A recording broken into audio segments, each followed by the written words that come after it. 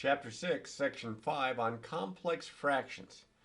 All right, we're going to simplify a complex fraction by writing it as a division problem. We're also going to simplify a complex fraction by multiplying the numerator and the denominator by the least common denominator, the LCD. And then we're also going to look to see how to simplify rational expressions with negative exponents. Now, definition. For a complex fraction is a quotient with one or more fractions in the numerator or the denominator or both. It's kind of like you have a fraction and a fraction. And as you can see here, I have some examples. Now in this case, this is a complex fraction that we're used to, perhaps a little bit more because there are no variables.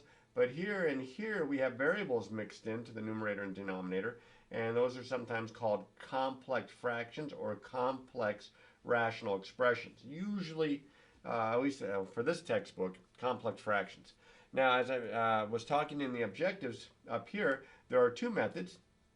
Method one is to use division, which sometimes can require a little bit of work. And method two is to multiply top and bottom by the LCD, which also can require a little bit of work. I mean, complex fractions aren't gimmies. Sometimes they take a little bit of work to get to there. So what we're going to do is show examples of both methods here. Method one, we're going to write the numerator and the denominator, if not already done so, as single fractions. Then we're going to invert and multiply, write it as a division. Excuse me. And then we're going to perform this division, this indicated division. So I have an example to start off with all the work shown that are just numbers, no variables. And this is 2/5. Let me move it so it's maybe perhaps a little bit more even there. 2/5 plus 1/4. All over 1/6 plus 3/8. Now I'm pretty good with fractions, but I'd have to sit there and think about that one for a while to see what that would simplify down to. You don't want to leave fractions in the numerator and or denominator. So here's what we're going to do. We're going to use this method one here by finding common denominators in the numerator and denominator and adding or subtracting so that we have single fractions. For example, and this numerator right here, we have 2/5 plus 1/4. Well, the common denominator, and ignore this for right now, just the numerator up here. The common denominator here would be 20. So I would want to rewrite this so that they have a denominator of 20. So I'd have to multiply top and bottom here by 4 and top and bottom here by 5, which is what I did over here. And then I can go ahead and add them, which is what I get right here. Now in the denominator, I have denominators of 6 and 8. So my least common denominator there would be 24. So I want to rewrite, now ignore the numerator for right now. I want to rewrite the denominator's fractions so that they have a common denominator of 24. So I'd have to multiply top and bottom here by 4, top and bottom here by 3, and I get this. Now when I get this, I can go ahead and add them because they have common denominators, and I get 13 because you add the numerators, keep the same denominator. Now, ignore this for right this second here. My next step is to change this guy here into a division problem because that's what I have. I have the numerator divided by the denominator. I have the numerator divided by the denominator. And when you divide fractions, remember you invert and multiply. So you leave the first fraction, what you're dividing into, the dividend, the same, and then you invert the divisor here. That's the second fraction, the one that follows the division symbol. So 13 over 24, its reciprocal would be 24 over 13. Then it's just a matter of multiplying fractions, which we talked about, I think it was in section 2 of this chapter. I would, well, I can cross cancel the 13s. That's very convenient. And I can cross cancel here, 20 and a 24. I can cancel 4. 4 goes in 5, 4 goes in 6. So I end up with 6 over 5. Now I know that's an improper fraction, but that's okay. 6/5 isn't terrible. If you want to go ahead and rewrite it as 1 1/5, that's entirely up to you, and that would be fine. Now remember, it's probably going to be a multiple choice, so look for the answer. If it's not written as an improper fraction, it should be written as a complex fraction, or excuse me, as a mixed number, not as a complex fraction. That's what we're trying to simplify. So that's what we're going to do here. In part B, I have a couple, 3 examples here where we're going to use this method to simplify and get, hopefully, an expression that's much easier to understand. So here I have, now this 2 is the same as 2 over 1. I have a 1 and an x, so I think that my common denominator here is going to be x. I'm ignoring the denominator for right now. So I'm going to get a common denominator x. Now this guy already has an x. This guy stays the same. If the denominator doesn't change, the numerator isn't. But here, to get 1 to become an x, I'd have to multiply by x. I have to multiply the top by x. I get 2x. Now I'll get back to this in just a second. Next, down here, I have denominators of 6 and 12. Ignore the numerator for right now. I have denominators of 6 and 12. Well, my LCD, I can do this one in my head because the numbers are small enough. My LCD is 12 because 6 goes in the 12. So I'm going to rewrite each one of these fractions and make sure that they have a denominator of 12. Of course, the second fraction already has a denominator of 12, so you're not going to change the numerator if you don't change the denominator. And then here, I change a 6 into a 12. I would do that by multiplying by 2. So if you multiply the bottom by 2, you have to multiply the top by 2. So that gives me a 10. So what do I have up top? Well, they don't combine quite as nicely as they did in the first example because I do have these two numerators that are not like terms. I am going to write this as 2x plus 4 all over x. And then that's all over. Here I have a common denominator of 12. And I add the numerators. Now I have 10 plus 5x, which that's fine. I like descending order. I'm going to write 5x plus 10. I hope that doesn't mess anybody up. I just prefer to have it in descending order. So now I have a fraction over a fraction. And just like I showed you with the last example, I'm going to write it as a division. Actually, I'm a little lazy. I'm not going to just write it as a division and then convert it to an equivalent multiplication problem by inverting and multiplying. I'm going to do that right off the bat. I'm going to change this into a multiplication problem. So the numerator, what you're dividing into, the dividend, stays the same. This I'm going to multiply by the reciprocal, which would be 12 all over 5x plus 10. Now, before I multiply the numerators and multiply the denominators, I want to see if this simplifies just like we did when we were multiplying rational expressions before. So that means make sure everything's factored and see if anything cancels top and bottom or cross cancels. Let's see. This numerator and this denominator both factor. They both have GCFs. I'm going to factor 2 out, and that would leave x plus 2. Now my denominator is x. That's not going to factor. That's a monomial.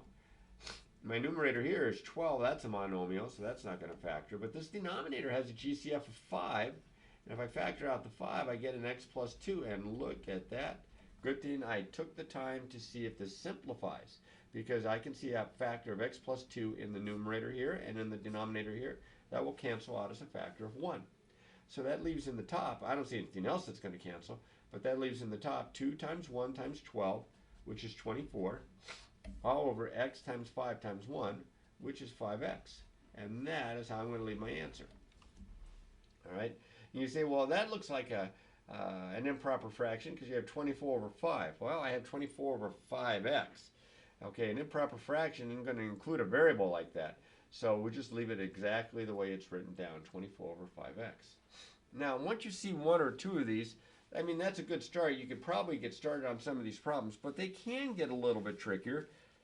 You don't want to just jump right into it. So I'm going to do a couple more examples here. The first one I think you're going to like a lot more because it's already written as a fraction over a fraction. So this one already has a fraction over a fraction. I'm going to jump right away into this one. I don't have to combine like I did in the last couple of them.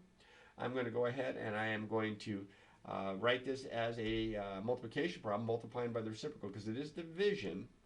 I have a squared over b, a squared b all over c, and I'm going to multiply it by the reciprocal of the divisor here, so that's going to be c to the third all over ab to the second. So be careful here. All my numerators and denominators are monomials. Nothing's going to factor. I bet I can probably simplify this if I look to see if I have any common factors. I do. This one factor of c here cancels with one of these factors of c. It leaves two factors of c. This one factor of a cancels with one of these factors of a. It leaves a factor of a here and one here. This one factor of b cancels with one of these factors of b. It leaves a factor of b right there and, of course, a 1 there. So up top, I don't see anything else that's going to cancel. I have a times 1 times c squared. On the bottom, 1 times b. And I don't think that's going to simplify any further. That's my answer here. Now this next one's a little bit messier. Not terrible, but a little bit messier because it does have more than one term in the numerator and the denominator. And you do have fractions, and the denominators are not monomials. They're binomials, so you have to be a little careful here. So I'm going to first remind you that when you just see 5, that's the same as 5 over 1. And when you just see a minus 2 here on the bottom, that's the same as minus 2 over 1. So if I look to see what my least common denominator up top is, because I'm ignoring the denominator for right now, I see that I have a 1 and an a minus 3. Well, 1 and an anything, the anything is the least common denominator. Big old fraction bar there. So I am going to get a common denominator of a minus 3. All right. So what makes a 1 into an a minus 3? Well, you'd have to multiply it by a minus 3, so you'd have to multiply the top by a minus 3. So that's going to be 5 times the quantity, a minus 3 up top. Here, this denominator stayed the same, so the numerator is going to stay the same. Very similar in the denominator, in fact, the same exact denominator there.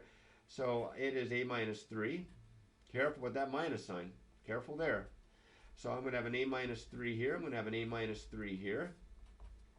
This had an a minus 3 to begin with, so since the denominator does not change, neither does the numerator. Here, to get a 1 into an a minus 3, I'd have to multiply by a minus 3, so the top gets multiplied by a minus 3. All right, so now I'm going to try to go ahead and write this as a single fraction up top of a with a denominator of a minus 3 and a single fraction in the bottom with a denominator of a minus 3. But let's start with the top. Just ignore the bottom for now. Here I have to combine the numerators, but I have to also distribute here. So I have 5a minus 15, 5a minus 15, and then plus 2. Down here I have a 1 minus, and I'm going to distribute here. That's 2a minus 6. Now there's a subtraction sign there, so with parentheses, 2a minus 6. So let's see, careful there. So this up top is 5a minus 13 all over a minus 3. I went ahead and combined like terms. And on the bottom here, I'm going to kind of be careful here with that minus sign there. I would have to distribute. I'm going to go ahead and put the a term first. That's going to be a negative 2a. That'll be a plus 6 with a 1 out there is plus 7. I kind of combined two steps there at the same time. Hope I didn't mess with you. All right. So now I'm ready to invert and multiply by the divisor. So that's going to be times, and I'm going to have a minus 3 all over negative 2a plus 7. Now, it's pretty clear that this numerator and this denominator are going to cancel because that's the entire numerator and the entire denominator. They're factors. So that's going to cancel with that, but I don't see anything else canceling. This doesn't factor, this doesn't factor, it doesn't have, the GCF is 1, the GCF here is 1 or even negative 1 because of the subtraction sign. So I am going to get, and I'll show you a couple ways I'm going to write this. I'm going to get 5a minus 13 times 1 is 5a minus 13 all over, and then this is 1 times negative 2a plus 7. I get negative 2a plus 7. Now that's a good answer. Nothing wrong with that, except because of the negative here in front of the 2, there's the possibility that the author of a test or a quiz or an assignment might decide, hey, let's factor that out. So you might also see the negative factored out like this, and then with the negative factor of negative 1 here in the denominator, they might just write it as the negative out in the very front and write it like this. So you might see this. More likely you would see this, but I just want to make you aware that if you are working this problem out and this is multiple choice and you don't see this answer there, it doesn't mean it's necessarily wrong. See if they simplified it by taking out that factor of negative 1. Okay. Now, I like this method when it's, well, actually I like this method best when you have a fraction over a fraction like C is already set up. Okay. If I have other stuff like I did in D where I have extra terms, I kind of prefer the next method I'm going to show you. But as you can see, it does work. There are several steps, and you have to be careful on the signs and everything else.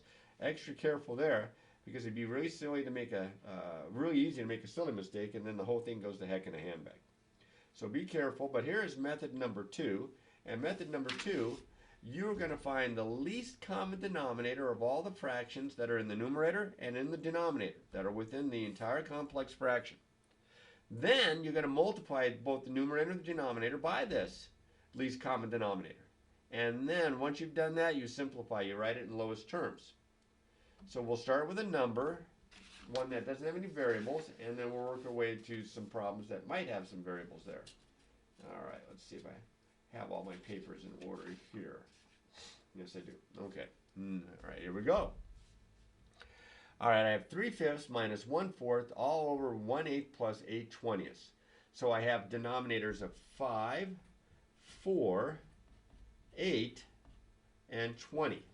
So I would need to find the least common denominator of those four numbers. Now I can do this one in my head.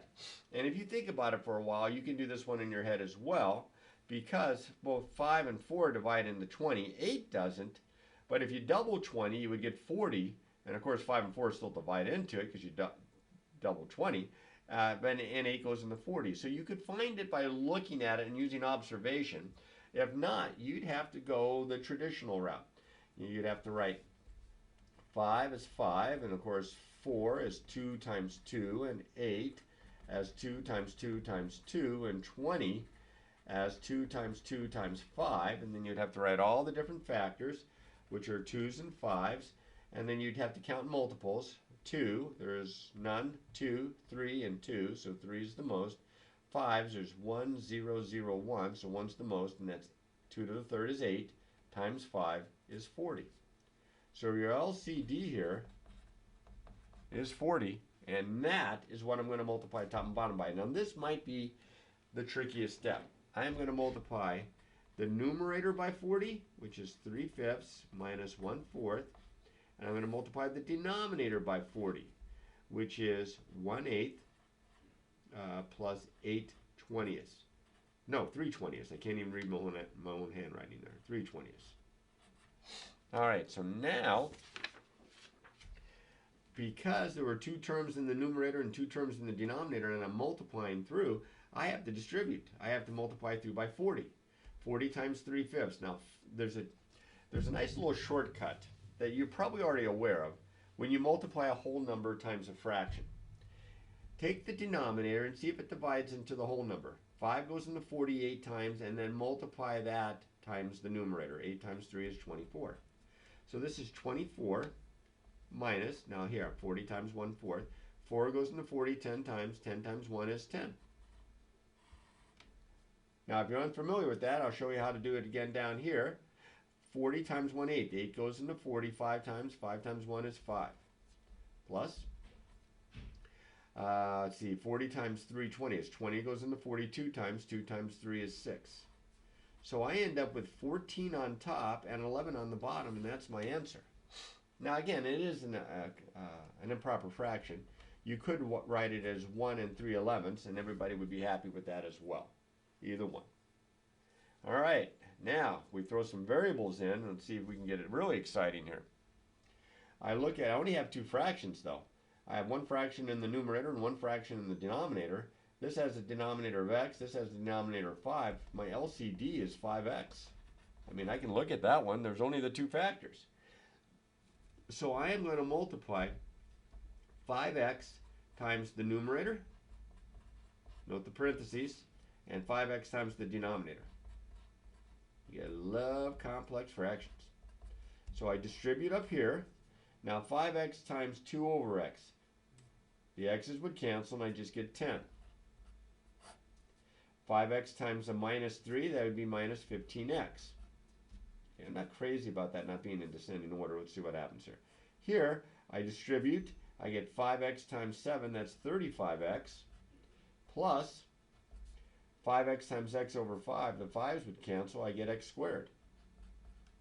Now, the numerator and the denominator both factor, but I don't know if I could tell you for sure without doing this, unless I thought about it for an extra 30 seconds or so.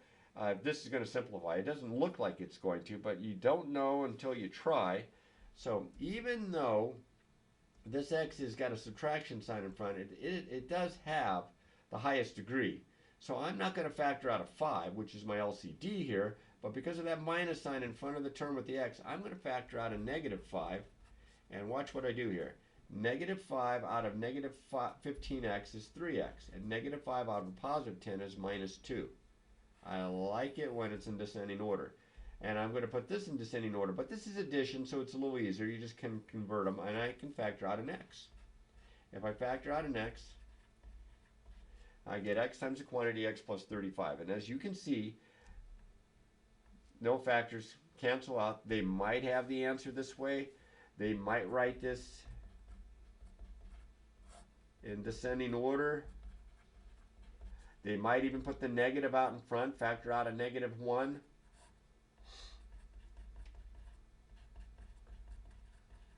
Or they might go ahead and factor it out like this, and then they can put the negative out in front of here. There are a lot of ways to write answers when you have this many factors. Okay? I would guess they would probably write it this way or this way, but maybe that way. All right, be on the lookout. Sometimes it takes you 30 seconds to get the answer, and then it takes you about a minute to figure out which answer matches because of simplifying. All right, more of the same down here. I'm going to find my least common denominator, and then I'm going to multiply top and bottom by it. Now in this case, my denominators, I have 4 fractions, 2 in the top, 2 in the bottom. Let's see, this is a y, this is a 3y squared, so I have a y, I have a 3y squared, I have a 4y squared, and I have a 2y to the third. Now, of course, 4 is 2 times 2, so my factors are 2, 3, and y. I have no 2's here, I have no 2's here, I have 2 2's here, I have 1 2 here, so I have 2 of them. 3, I don't have any, I have 1, I don't have any, I don't have any, I have 1. Y, I have 2 y's here, 2 y's here, 3 y's there. So that, hopefully you can see that, is my LCD. This is 4 times 3, or 12 y to the third.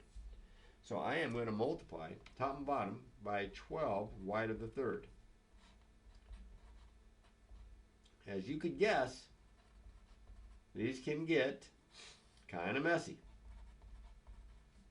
So you just have to be careful and do one step at a time and keep track of your signs and all the like so that you don't have a silly mistake. All right, so now I'm going to distribute by my least common denominator of 12y to the third. If it helps, write it over 1. The y would cancel here with the y here. That would leave a y squared, so I have 12y squared times 1 is 12y squared. Plus, now here I have 12y to the third over 1 times 2 over 3y squared. Look at the 3 goes into that 4. These two factors cancel out with 2 of these. So I have 4y times 2, that's 8y. On the bottom, I have to be just as careful, put it over 1. I can see that 4 goes in that 1, goes in that 3, and these 2 cancel with 2 of these, leaves 1, so I have 3y times 5, or 15y. Minus, now I got to be careful again here. Let's see if I can get this ready. 2 goes into 2 once, 2 goes into 12. That was a 12 there. It got kind of canceled out just a little bit there. 2 goes into 2 there once, 2 goes into 12 there 6 times. These 3 factors of y cancel with these 3 factors of y, so it just leaves a 6. So you have 6 minus 3, that would be minus 18. Now, I'm probably not going to be able to simplify this, but I can tell both numerator and denominator have GCFs.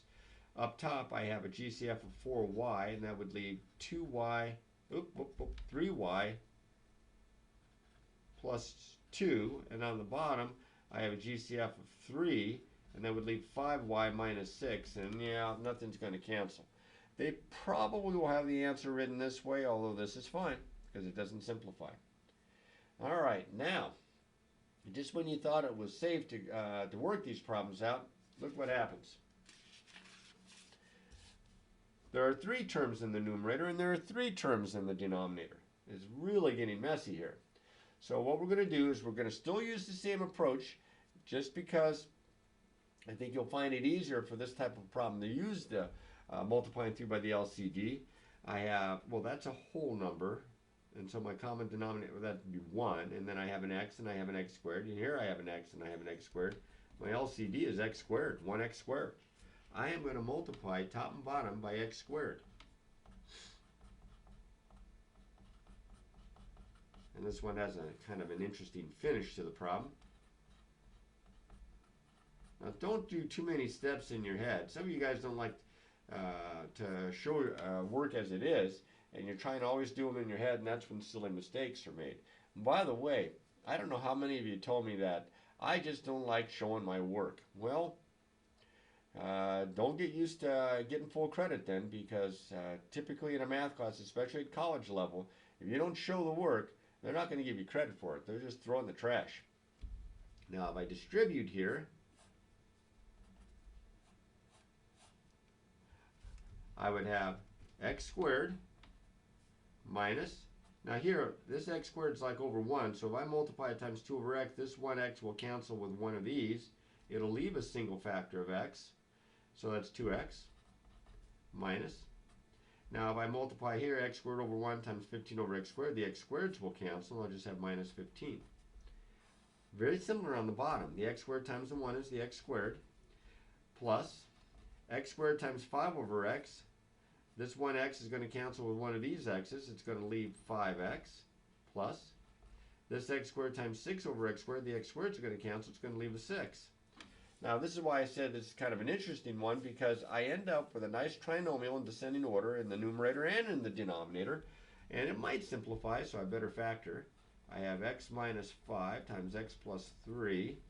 Here I have x plus 2 times x plus 3. Look at that. Always want to make sure it's in simplest form. And remember, you can't cancel the x's there. Those are terms. Now, if I had my druthers, I would probably use method 1 for this example. Because, well, actually, it doesn't say, it says, simplify. I would probably use method 1 because I already have it as a fraction over a fraction. So I thought, for example, for a second there, I was going to have to use the old method. I'm not going to. Here, I'm going to write this as 9y squared minus 16 over y squared minus 100 times, invert and multiply, y plus 10 all over 3y minus 4. Now, in the form that it's in now, it doesn't look very promising, but I haven't checked to see if anything factors. And this factors and this factors. So I'm going to end up with 3y minus 4 difference of squares, 3y plus 4, and on the bottom it's also a difference of squares, y minus 10, y plus 10. But neither one of these numerator denominator factor. It's as simple as they get, and look at that. I can cancel a y plus 10 with a y plus 10 there, a 3y minus 4 with a 3y minus 4. So that gives me 1 times 3y plus 4 times 1. 3y plus 4, hopefully you can see that still, all over, and then I have y minus 10 times 1 is y minus 10. Neat little problem there. And that's as far as that one goes. Okay, that's as far as that one goes.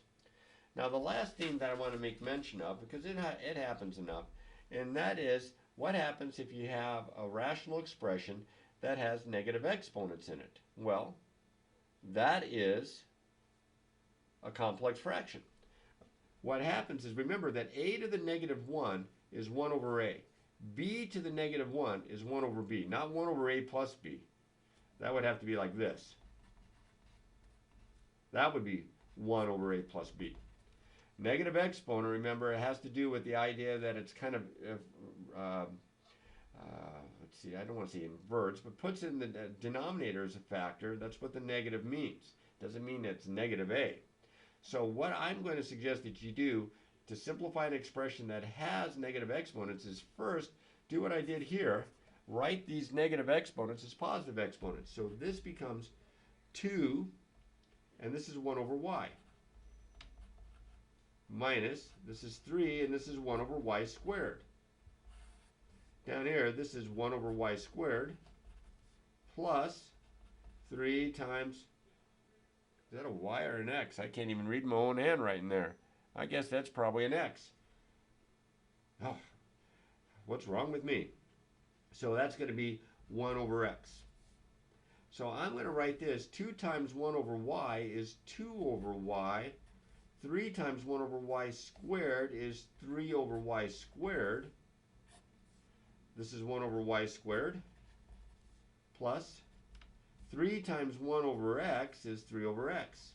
And my least common denominator here, see I have y, 2 factors of y, 2 factors of y, 1 factor of x. My least common denominator here is xy squared.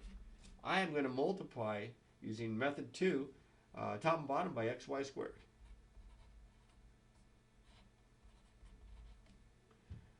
I hope I wrote this problem down right. It's weird that I just have that 1x in the denominator here. And xy squared times, that would be 1 over y squared plus 3 over x. So I'd have to distribute like I was showing you before. So 1 factor of y would cancel with one of these. It would leave xy times 2, or 2xy, minus, here the y squareds cancel, and I get just 3x. Okay, down here, the y squareds would cancel, and I just get 1x, plus, here the x's would cancel, and I get 3y squared. Now, that's pretty much my answer, but I can't factor an x out in the top. 2y minus 3, but as you can see, it's to no avail because nothing's going to cancel top and bottom. That's as far as it's going to go out. Make sure that you check to see if it simplifies, okay? Because if you can factor something, there's a chance that it will simplify. This one doesn't, but there's a chance that it might. All right, this is like any other new section of material. It looks a little weird at first. You had it back in your Algebra 2 days, but you'll get better at this if you know how to factor, if you're careful with your signs, and if you practice, practice, practice.